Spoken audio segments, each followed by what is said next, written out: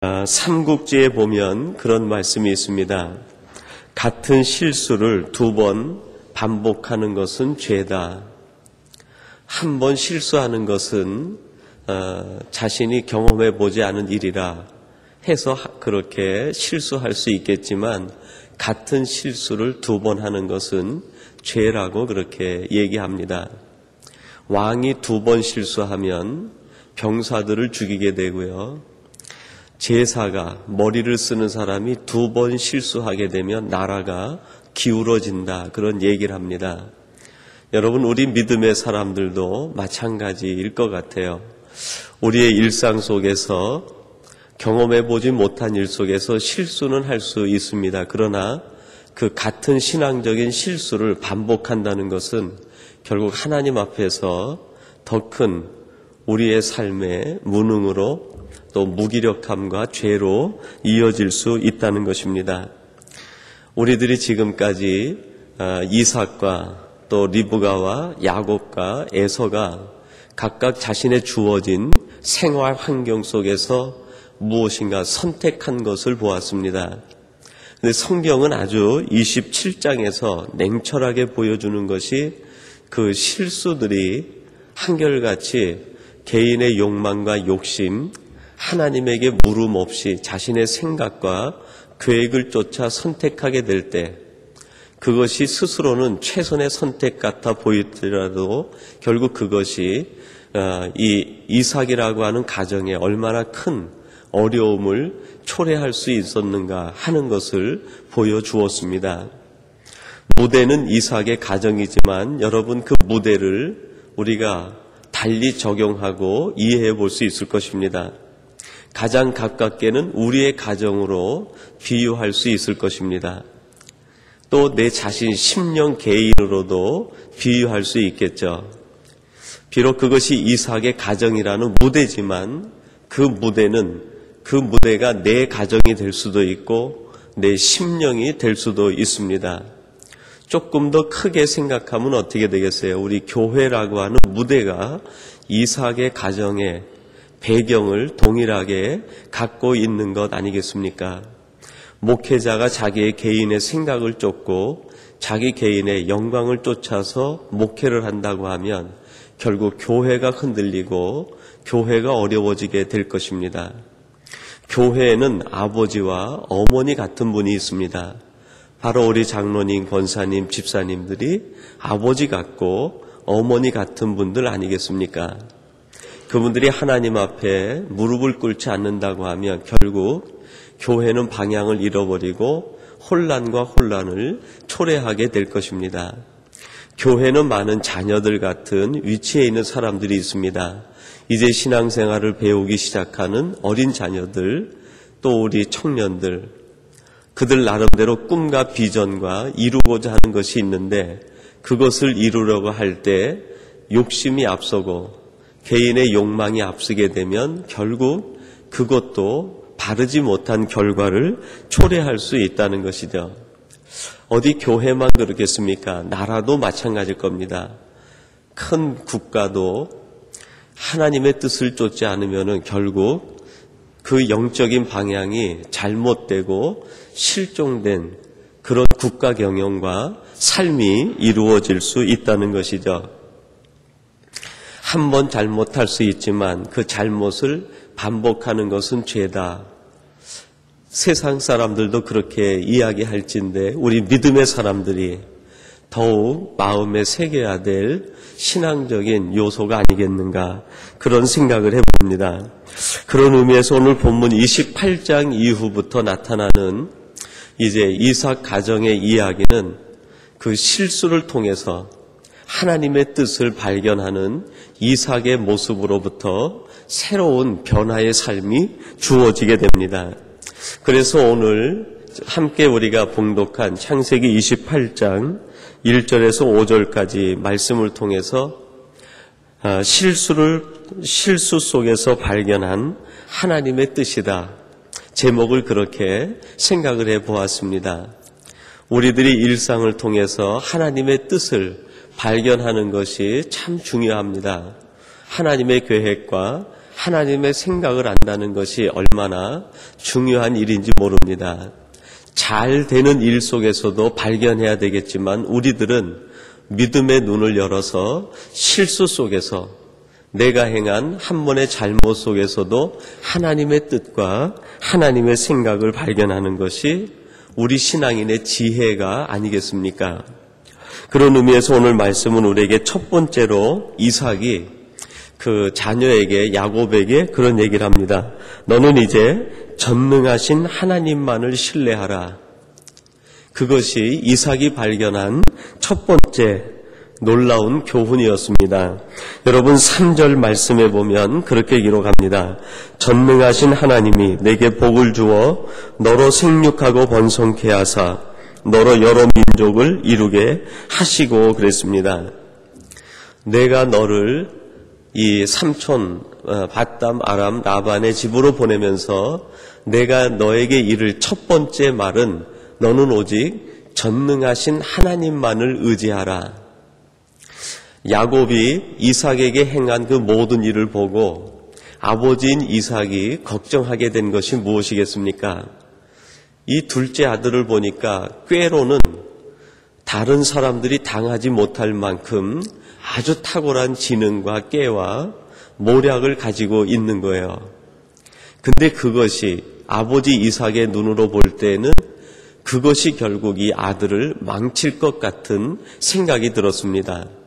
머리가 비상한데 그 비상한 머리가 이 아들을 망칠 것 같다. 재능이 탁월한데 이 재능이 이 아들을 망칠 것 같다. 비상한 머리가 전능하신 하나님에 의해서 통제를 받지 못하면 그 비상한 머리가 결국 자기를 죽이는 것이 됩니다. 우리에게 달란트와 재능 대단히 중요합니다. 그러나 그 달란트와 재능이 하나님의 전능하심, 신앙의 통제를 받지 못하면 결국 그 달란트와 재능이 우리를 죽이는 무기가 될 수 있다는 것입니다. 그래서 이 아버지가 아들에게 하는 얘기가 뭡니까? 너는 내 머리가 뛰어나기는 하지만 너는 내 머리를 의지하지 말고 전능하신 하나님을 의지하라. 내가 너를 보는 내 머리는 너무 비상하다. 너는 많은 모략과 머릿속에 많은 재능과 달란트가 있는데 그것만을 의지하면 너는 잘못될 수 있으니 오직 너는 전능하신 하나님만을 의지하라. 머리를 쓰지 말고 먼저 계산하지 말고 하나님의 뜻을 묻고 전능하신 하나님이 내 삶의 우선순위의 첫 번째가 되게 하라.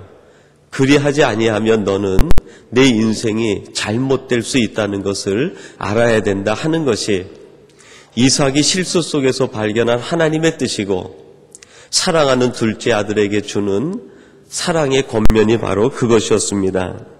여러분, 이 말을 우리가 달리 돌려서 얘기하면 어떻게 되겠습니까? 너는 절대 믿음을 소유하라.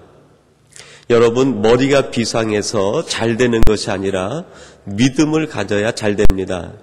재능이 있어서 그 재능 때문에 잘 되는 것이 아니라 믿음을 갖고 철저한 신앙, 절대적인 하나님을 신뢰하는 그 믿음이 결국 우리를 형통케 하고 우리의 가정과 삶을 복되게 할 수 있게 된다는 것입니다.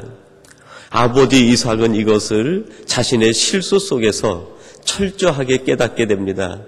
그러므로 그 깨달은 것 가지고 아들에게 주는 첫 번째 권면이 바로 그것이었습니다. 그런데 여러분, 우리 인생이 얼마나 어리석습니까? 그 하나님의 신비한 비밀과 계시를 받았는데 그것을 자기 삶에다가 적용하는 야곱은 어떻습니까? 삼촌 집으로 내려가면서 이 놀라운 것을 깨닫게 되었습니다. 이삭이 자기 실수를 통해서 발견한 이 놀라운 인생의 비밀, 삶의 경영의 원칙을 야곱에게 들려주었는데 야곱이 들은 그 삶의 경영, 원칙, 하나님이 주시는 놀라운 비밀을 자기 삶에다가 적용하기까지는 몇 년이 걸립니까? 무려 20년이 지나게 됩니다. 삼촌 집으로 내려가면서 들었던 그 이야기를 자기 삶에다가 적용하기까지는 창세기 32장의 야복 나루를 건너가면서 천사와 씨름하고 그 이름이 야곱이 아니라 이스라엘로 바뀌게 되면서 이제 철저하게 오직 하나님만 신뢰하는 야곱으로 거듭나기까지는 20년이라고 하는 긴 세월이 걸리게 됩니다. 하나님 앞에서 부서지는 야곱 20년이 지나서 비로소 이스라엘이 되었습니다. 여러분, 오늘 우리들은 이 시간을 단축해야 될 것입니다. 야곱은 20년이 걸렸지만 저희들은 이 말씀을 듣는 이 순간부터 20년이 아니라 바로 이 순간부터 하나님의 뜻에 따라 절대 믿음을 갖고 내 머리를 의지하는 것이 아니라 내 생각과 내 모략이 하나님의 계획, 하나님의 말씀보다 앞서는 것이 아니라 오직 하나님을 가장 내 삶의 우선순위로 두고 살아가시면서 우리들은 야곱의 20년을 보내는 것이 아니라 이스라엘의 오늘이 원년이 되어서 오늘부터 하나님의 뜻으로 하나님과 더불어 내가 승리자가 된 그 삶이 바로 오늘 예배하는 우리 새벽을 깨우고 기도하시는 모든 삼성의 가족들의 하루가 되시고 여러분의 삶이 되시기를 주님의 이름으로 축원합니다. 그리고 두 번째로는 믿음의 가정을 이루라. 그것이 이삭이 깨달은 두 번째의 놀라운 비밀입니다. 하나님의 은혜와 사랑이 가정에 넘쳐야 한다 하는 것이 이삭이 깨달은 것입니다. 그래서 이제 이삭이 이 야곱을 삼촌 집으로 보내면서 그 보내는 목적을 얘기를 합니다. 여러분 2절 말씀인데 우리 2절을 같이 한번 봉독해 보십시다. 2절입니다. 일어나 밧담 아람으로 가서 너의 외조부 부두엘 집에 이르러 거기서 너의 외삼촌 라반의 딸들 중에서 아내를 취하라. 아멘. 여러분 이 내용을 보면서 그 이삭이 이제 야곱에게 축복한 그 축복을 이루기 위해서 가장 기본적인 그 발판을 만들어야 되는데 그것이 무엇이겠는가? 곰곰이 생각하다가 결국 가정으로부터 출발하라는 얘기를 전해주게 됩니다. 너는 하나님의 뜻을 이루기 위해서 내가 너에게 축복한 그 모든 복을 이루기 위해서 너는 가정에서부터 출발하라는 것입니다. 이런 의미에서 가정은 하나님께서 우리에게 주신 하나님의 뜻을 이루어가는 가장 기본적이고도 기초적인 공동체라고 할 수 있겠습니다. 여러분, 가정이 안정되지 않으면 우리의 영적인 헌신도 안정이 되지 못합니다. 가정에서부터 기도 생활이 되지 않으면 결국 우리의 사회생활도 우리의 직장생활도 영적으로 흔들릴 수가 있다는 것입니다. 에서의 가정을 보면서 아마 아버지와 엄마가 느낀 것이 그것이었을 것입니다. 에서가 가정을 이루고 자녀를 낳고 그 자손이 번성해서 점점 민족을 이루어 가지만 그것을 보면서 이삭과 리브가는 마음에 한 가지 떨쳐버리지 못하는 아쉬움이 있었습니다. 다 잘 되는 것 같았는데 그 에서의 가정에 중심에 뭐가 없었습니까? 하나님이 자리하지 않는 것입니다. 자신의 생각에 보기에 좋은 사람을 배우자로 맞이하고 자기의 보기에 좋은 재산을 늘려가기는 했지만 외형적으로는 다 잘 되는 것 같았지만 가장 중심에 하나님이 빠져버린 에서의 가정을 보면서 하나님의 축복을 이루기 위해선 이래선 안 되겠다. 그것이 이삭과 리브가가 깨달은 가정에 대한 생각이었습니다.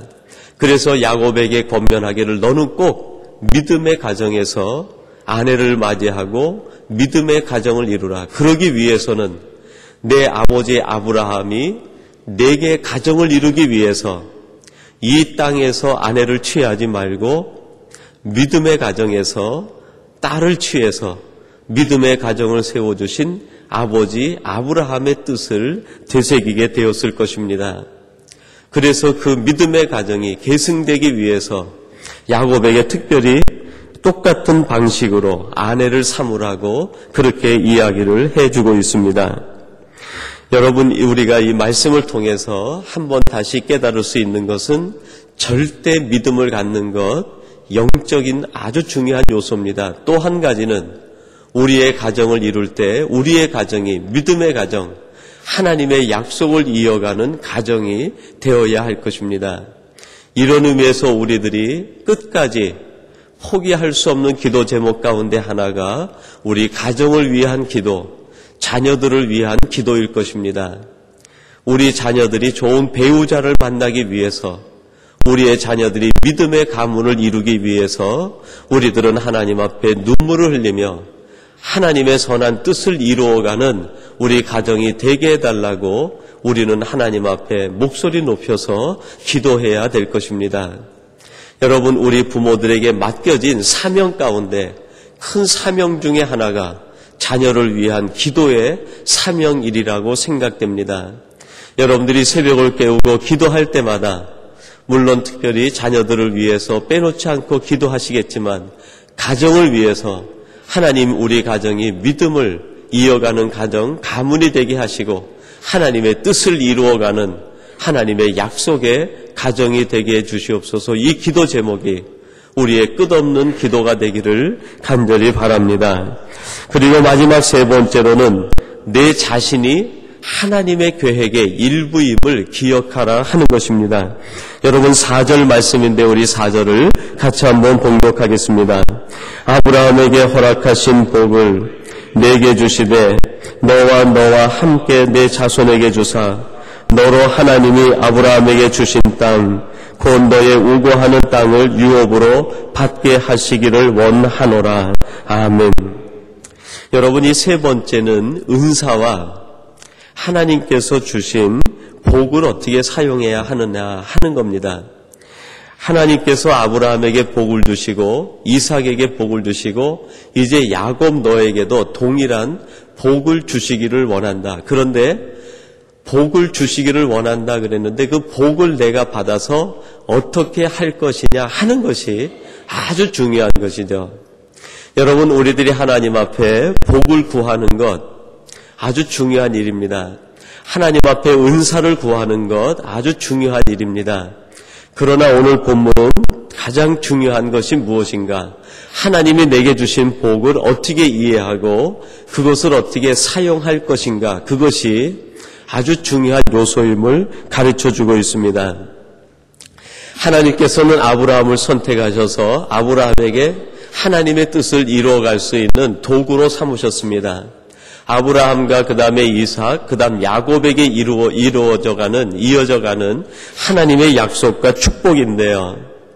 여기에 나타난 내용이 무엇입니까? 하나님께서 아브라함에게 복을 주셔서 아브라함의 시대에 하나님께서 아브라함에게 주신 것 가지고 아브라함에게 소욕을 이루는 것이 아니라 하나님의 뜻을 이루는데 쓰임받게 했다는 겁니다. 하나님께서 아브라함에게 복을 주신 까닭은 그것 가지고 아브라함 개인이 자기 마음대로 만족하는 대로 쓰라고 준 것이 아니라 하나님께서 아브라함에게 왜 복을 주셨느냐? 그가 우고하는 땅에서 복을 주셨는데 그것이 바로 하나님의 뜻을 이루어가는데 도구로 쓰이기 위해서 그에게 주셨다는 거예요. 그 다음에 하나님이 이삭을 선택하시고 이삭에게도 한 해의 농사를 지어서 100배의 축복을 주셨는데 왜 그걸 주셨는가? 내 때에 하나님이 내게 그 복을 주신 것은 그것 가지고 내 만족, 내 기쁨을 위해서 살라고 주신 것이 아니라 그것 가지고 하나님께서 이삭의 때에 하나님이 원하시는 뜻을 이루기 위해서 쓰라고 주셨다는 거예요. 이제 이와 동일한 방식으로 하나님이 너에게 복을 주시기를 원한다. 그러므로 야곱아, 내가 이 복을 받게 되면 그 받은 복을 가지고 내 자신을 위해서 사용하지 말고 하나님께서 너에게 원하시는 뜻이 무엇인지 그 뜻을 분별해서 거기에 맞게 그것을 사용하라고 말씀하시는 것입니다.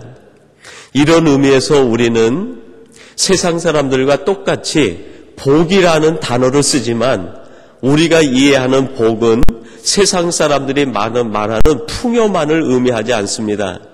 그 복은 곧 은사를 의미합니다. 여러분, 여기에서 우리가 중요한 걸 발견할 수 있는데요. 은사를 복의 개념으로 받아들이게 되면 은사라는 입장에서 고난도 복이 될 수 있는 거예요. 사도 바울은 자신이 가지고 있는 가시를 하나님이 내게 주신 은혜로 이해를 했어요. 여러분, 우리가 복이라고 하면 무엇인가 받아서 풍족하고 많아지는 것, 그걸 복으로 생각하는데 그것은 세상적인 말 그대로 기복적인 복이죠. 그러나 우리 기독교도 복을 얘기하지만 일반 사람들이 얘기하는 것과 같은 그런 기복주의 사상이 아닙니다. 우리가 얘기하는 복은 은사입니다. 하나님이 내게 좋은 것을 주시는 것도 은사고 고난을 내게 주신 것도 은사예요. 왜냐하면 그것을 통해서 하나님의 뜻이 이루어질 수 있다고 하면 그것이 은사고 그것이 복이 된다는 겁니다. 아브라함과 이삭과 야곱 때에는 하나님이 우리가 생각하는 넘치는 풍요를 주셨어요. 왜 그것을 주셨냐면 그것 가지고 아브라함은 자신의 때에 하나님의 약속을 이루기 위해서, 이삭은 이삭의 때에 자기의 약속을 이루기 위해서. 여러분, 우리가 신약 마가복음을 수요 저녁마다 같이 강의하고 공부하는데요. 마가복음은 언제 기록이 됐냐면 이스라엘 백성들, 하나님을 믿는 하나님의 자녀들이 로마로부터 가장 극심한 박해를 받을 때 기록이 되어졌습니다. 그 박해가 무려 약 300년간 지속이 됩니다. 그러면 300년간 예수를 믿음으로 인해서 고난받은 그 사람들은 저주를 받은 것인가? 풍요의 입장에서 보면 그들은요, 먹을 것이 없어서 카타콤이라고 하는 지하 무덤에서 굶어 죽어갔습니다. 그러면 그 사람들이 예수를 믿었기 때문에 저주받은 것인가? 일반적인 기복적인 신앙으로 이해하고 생각으로 이해하면 저주로 생각이 되겠죠. 그러나 하나님의 뜻을 이루어 가는데 쓰임받는 것이 복이고 은사라고 생각하면 300년 동안 박해를 받으면서 지하 무덤에서 먹지 못해 죽어간 그것이 저주가 아니라 그 사람들에게 하나님이 주신 놀라운 축복이고 은사라는 거예요. 굶는 것이 은사예요. 굶어 죽은 것이 은사입니다. 300년간 그들이 굶어 죽어가면서 하나님을 믿는 절대 믿음을 갖고 절대 신앙을 가짐으로 인해서 그 300년을 통해서 하나님이 하신 일이 무엇입니까? 2000년이 지나도록 온 세계에 복음이 전파되어지는 밑거름이 되게 하신 거예요. 아브라함과 이삭과 야곱 때에는 하나님이 눈에 보이는 풍요를 주어서 그것을 통해서 하나님의 뜻을 이루어가게 하시고 가나안 땅으로 가게 했다고 하면 초대교회 성도들은 300년 동안 굶어 죽으면서 자기의 살과 몸이 찢겨가는 그 끔찍한 고통을 당하면서 하나님의 뜻을 이루어갈 수 있었습니다. 여러분이 두 가지는 동일하게 하나님의 축복입니다. 하나님의 축복이지만 하나는 그것이 풍요로 나타났고 하나는 그것이 고난으로 하나님의 백성들에게 임하게 되었다는 것입니다. 여러분, 우리에게도 하나님의 은혜와 축복이 이 두 가지 방식으로 나타날 수 있어요. 내 인생 전체가 어떨 때는 풍요로 나타날 수 있고 어떨 때는 내 인생 전체가 고난이라고 하는 것으로 나타날 수 있습니다. 또한 우리의 인생이 어떨 때는 단편적으로는 큰 풍요로 나타날 수 있고 어떨 때는 고난과 눈물로도 나타날 수 있어요. 이것이 순환이 되고 반복이 될 수도 있는 거죠. 여러분이 두 가지는요, 동일하게 하나님의 뜻을 이해하기만 하면 하나님이 우리에게 주시는 은사요 축복으로 우리가 받아들일 수 있습니다. 오늘 하나님께서는 야곱에게 이것을 가르쳐주고 있습니다.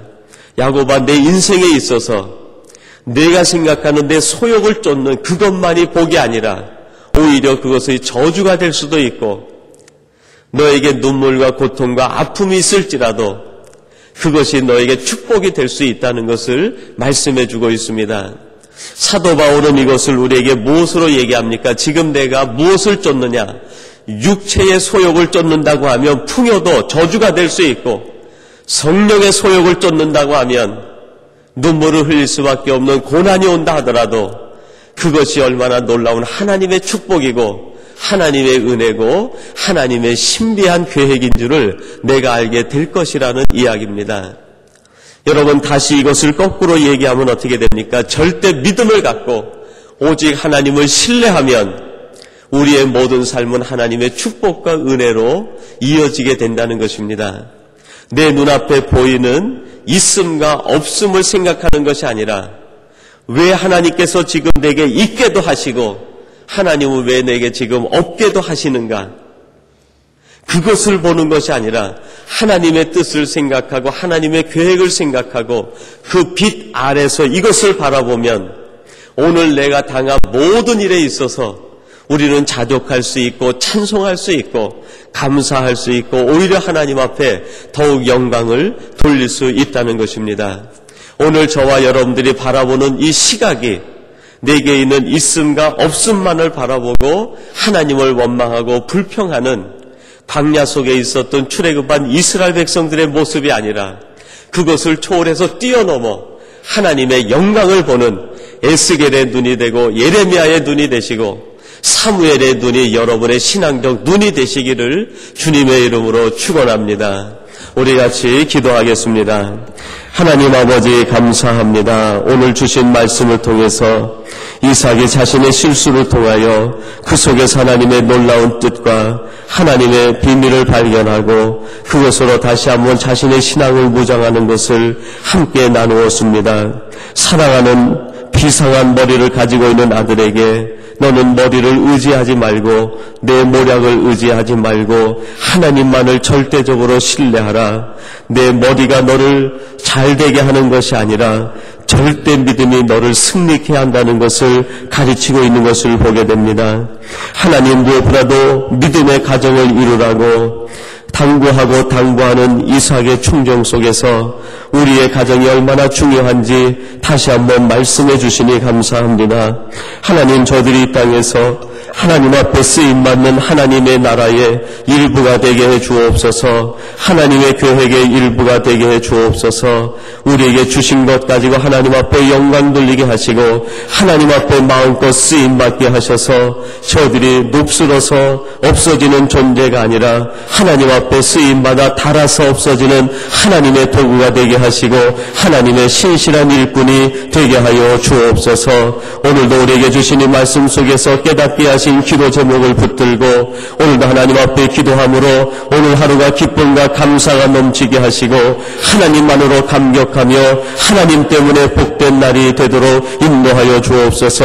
이 새벽을 깨우고 기도하시는 우리 모든 성도님들의 가정을 하나님 두 손 높이 드시고 축복하여 주시어서 하나님이 주신 것 가지고 하나님 앞에 마음껏 영광 돌리는 우리의 가정이 되게 하시고 성도들의 삶이 되게 해 주옵소서.